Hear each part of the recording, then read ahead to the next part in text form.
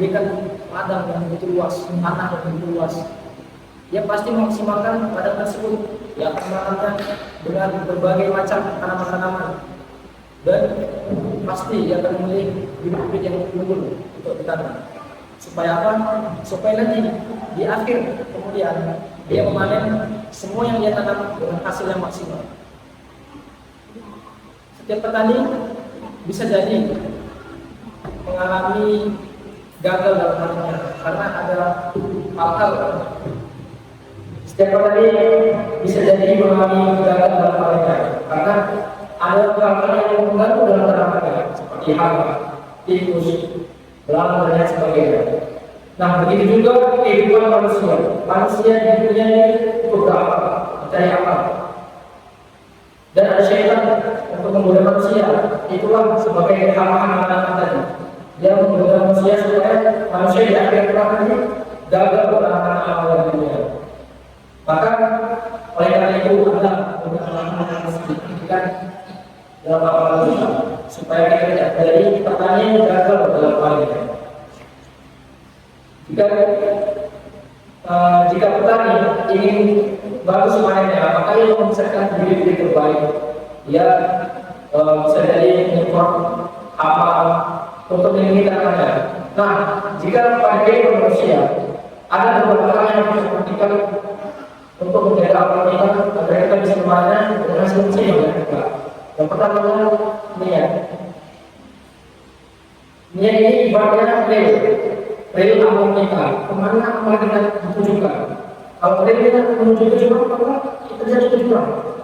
Maka jika amal kita menuju Allah Subhanahu Wa Taala, insya Allah yang kita akan sampai pada Allah Subhanahu Wa Taala. Sebagaimana dalam hadis yang sudah masyhur kita bahas bersama. Bagi Rasulullah kita bahas ini.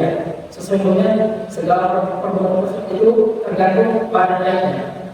Jadi dia ini menentukan apa yang itu kemana kita bawa. Ada orang yang berangkat untuk ria, untuk sumpah, untuk pamer segala macam banyak. Ia akan mendapatkan apa yang dia rasakan. Jika dia ingin dipuji orang, maka Allah memberikan pujian kepadanya melalui manusia pujinya. Dari akhir tidak mendapatkan apa-apa. Ini bukan perkataan kami, tapi perkataan Allah Subhanahu Wa Taala. Sebagaimana Allah berfirman dalam Al-Quran Surah Hud ayat 15 dan 16.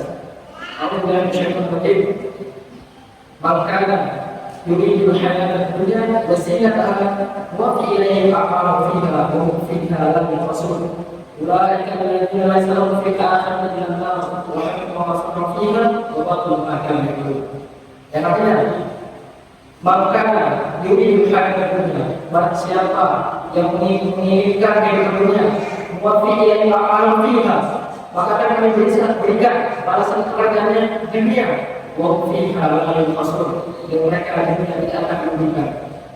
Ulai yang menilai salah firman kami karena mereka itu orang-orang yang tidak memperoleh apapun di akhir ilan kecuali neraka. Wahai kaum masalah fiha, dan menyembah apa yang mereka usahakan. Allah bermakan yang malu dan sesilah apa yang mereka kerjakan di dunia.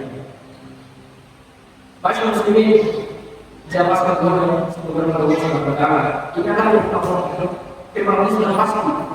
Jika seorang mengerjakan kehidupannya, amal ibadahnya, puasanya, salatnya, sedekahnya, infaknya untuk manusia yang semata-mata untuk mencari dunia, maka Allah memberikan itu. Akan tetapi dia termasuk orang merugi di akhirat karena neraka apa boleh.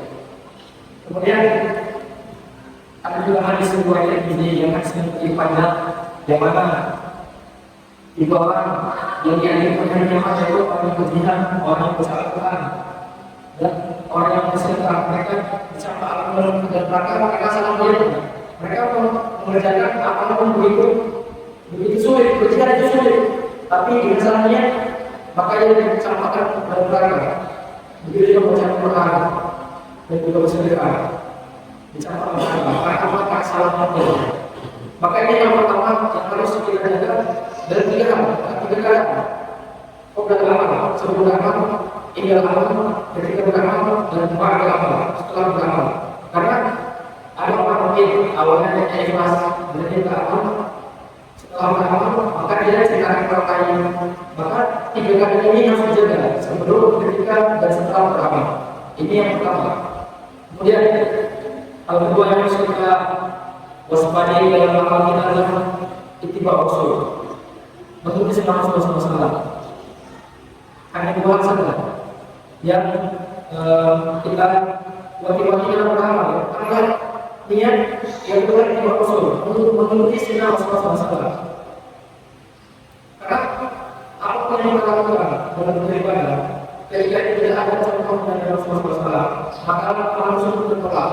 Sebagaimana yang disampaikan oleh Nabi SAW dalam hadis tadi yang diriwayatkan oleh Ibnu Aisyah dan diriwayatkan oleh Muslim yang berbunyi, "Man amila laisa amali amruna fahuwa radd." Barang siapa yang beramal tanpa adanya tuntunan dari kami, fahuwa radd, maka amal tersebut tertolak. Tertolak. Sia-sia amal tersebut.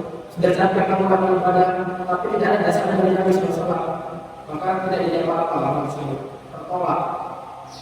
Maka jemaah sekalian, mari sama-sama kita menjaga diri kita kepada Allah Subhanahu wa taala. Segala apapun yang kita lakukan, jika ada ikhlas, insyaallah akan mendapatkan ganjaran besar di sisi Allah Subhanahu wa taala. Mungkin hanya ini dapat kami sampaikan, dan juga mohon maaf. Maaf apabila ada kekurangan karena persiapan. Pada akhir ini, bila ada kekurangan, wassalamualaikum warahmatullahi wabarakatuh.